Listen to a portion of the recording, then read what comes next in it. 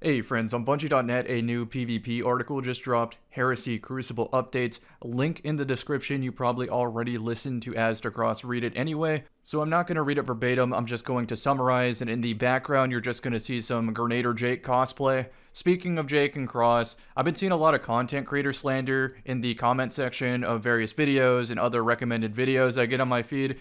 I understand that I'm a content creator, so it might be rich to hear it from me, but I don't think content creators killed Destiny 2. It is a multiple person job between the devs, the players, and the content creators. It is not one of their responsibilities. But if we're talking about me specifically, I've stayed hella consistent over the years. When the hell did I ever not advocate for more difficulty options in PvE, competitively balanced PvP, and strict ranked matchmaking, rewards and build components to be deterministically earned, and the overall game direction of more fun replayability versus less temporary live service slop? When the hell did I ever not make helpful guides that try to bring my fellow players up in skill or save them significant amounts of time? When the hell did I ever not try to help a randomly matched teammate from LFG or Fireteam Finder by asking them, hey, you want to run this for a few hours? Let's up your gear. Let's learn how to do this properly. Most of the time, they don't take me up on it, stay silent, and then rage quit when it doesn't obviously go their way. So was that the player base's fault for being rude and unequipped for the activities that they're not even reading the title of the LFG post to join? Is it Bungie's fault for a bad new player onboarding system and tools to level up your own skill passively at the game? Or is it the content creators for daring to ask that the higher level difficulty options bite back sometimes? I mean, it's obvious. We cannot be the arbiter of what is fun to somebody else. It's different to everybody. There's a reason that I don't play tic-tac-toe is because I learned the little trick to never lose at that game. It's not a game anymore. The point I'm trying to drive is we all need to work together and not fight against each other. There needs to be players to drive up revenue of the game. Bungie needs to make a floor and a ceiling, good access point with some growth tools in between, and content creators need to help people move from point A to point B to point C, as well as show off the ceiling and or just show off the entertainment potential and advertise the game in that way to be a perpetuating cycle of Bungie having more money to make more cool shit to get more people on board. So when I summarize today's article, that's the lens I want you to think about. Starting off with the Trials rework, I paused there for effect. The rework is overall better for all players, but I think it fails to fix the casual low-skill player drop-off problem in the long term. The reason for this is because it's not specifically a Trials of Osiris problem. They need to in tandem fix the other parts of the game to promote a healthier casual ecosystem. Before I get into that, let's learn about what this new trial system is, and I rewrote it for clarity. I do not advise reading the one in the article, just listen to the summary here. The current system is you grab a Mercy card, you win 7 out of 9 matches, and you're flawless for 1 Adept weapon and 10 ciphers, which you can then go to Saint 14 and buy another Adept weapon. Then if you keep your card, you can continue playing for a 50% Adept drop on wins.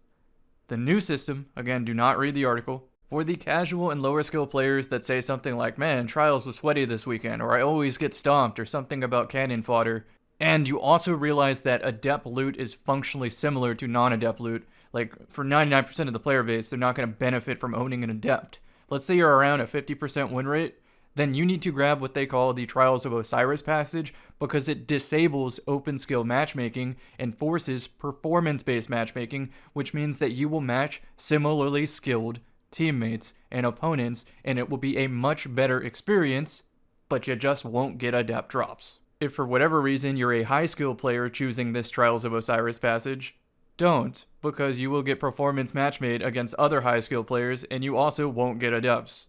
Now, for everybody else, just buy the standard passage. Your goal is to win 7 games regardless of losses. Losses don't really matter anymore. You get 1 Adept drop per card, you just rinse and repeat. If on any of those you achieve a 4 win streak, you can keep that specific passage for a 50% Adept chance on wins. And if you get 7 wins in a row, you can keep that passage for a 75% Adept chance on wins.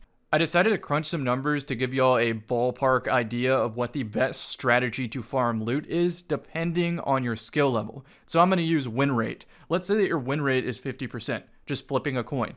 The chance of calling that right 7 times in a row is 1 out of 128, which might as well be impossible. It's only really when you start to get to the high numbers, like 70 to 80%, where going for a 7 win streak even mathematically makes sense. Otherwise, if you just get a 4 win streak, keep it.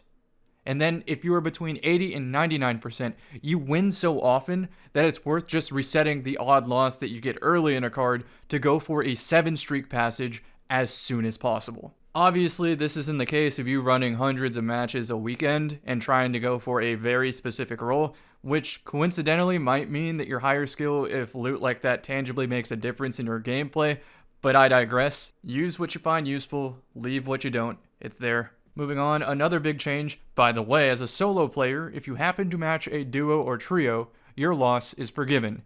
Thank you, Bungie. That was the most annoying part of playing Trials. I'm not even a fan of the mode, but that really put me off of it. Once you have a win streak passage, it switches to performance-based matchmaking, but if you're like a 3.0 that weekend, do not worry, you're probably not going to be matching to Fizzle clones for the rest of the weekend.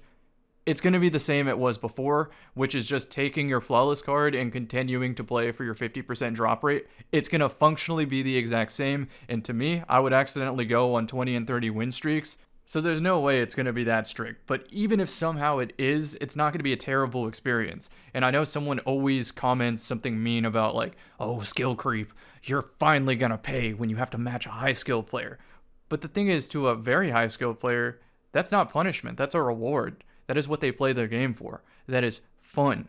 But I completely understand the other skill brackets having a problem with that. Not to discount that whenever the game is in a terribly balanced state, even the highest skill players don't like playing each other because it's very one note. But on this subject of skill creep, I want to segue into the problems that casual and low skill players come across, and how Bungie can maybe look at that and try to augment the game a little bit to solve it. So casual players, they don't value or even need the loot from Trials of Osiris for a tangible gameplay difference. So what's the motivation there? Then they don't read Bungie articles, etc., so they don't even know how to use the systems to easily earn Trials loot. They also do not like leaving the protection of skill-based matchmaking, and if they accidentally match an open skill game, they will probably just uninstall the game. And then not everybody is motivated by any or all cosmetic rewards. So when we look at these proposed Trials changes, they aren't really changes as much as a fresh coat of paint. Like, the previous version was already very generous with loot, and it had practice pools so they could play similar performances. The issue is the casual players wouldn't have discovered that on their own without reading about it elsewhere. What Trials really needs for improvements, it's found outside of Trials. We need a new player onboarding system, a very improved one, maybe a PvP specific one. That could be amazing. Perhaps a bot battleground, somewhere you could load up in private matches and not have to worry about someone else doing a 360 no-scope on you unless you set the bot to level 10 or whatever it is.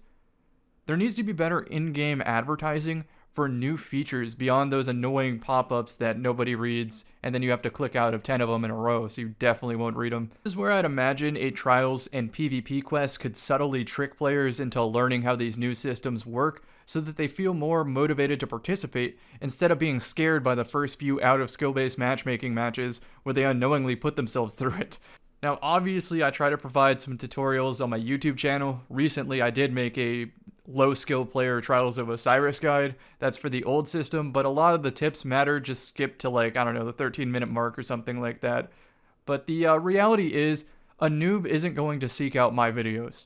Only the semi-dedicated players will stumble upon a video like that. One thing that I like that they mentioned in the article is the reworked skill and player score stat, which I'd imagine would be very useful for lower skill players to quantify their contribution to the match. If they get in a pattern of wanting to make that number remain large, they're going to passively improve in skill and contribute to more wins. The article also mentioned some adjustments to competitive modes, which sounds counterproductive to low skill players, but hear me out.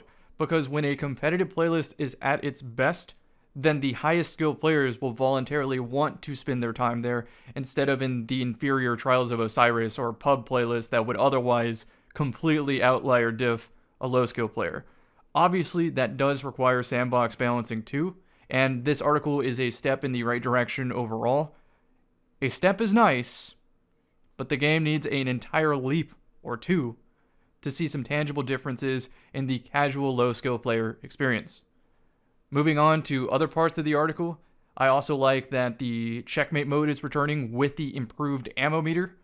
Lobby balancing is now accounting for fire teams properly, so that duos and trios in the sixes playlist don't feel like an automatic win or loss depending on what team they're on. Also, there are new weapons, and every single one is desirable, especially the BXR Battler that is now stasis element, so we have it in the kinetic slot. A seemingly small addition, but I think is huge, is the Iron Banner playlist separation into different nodes on the Crucible director.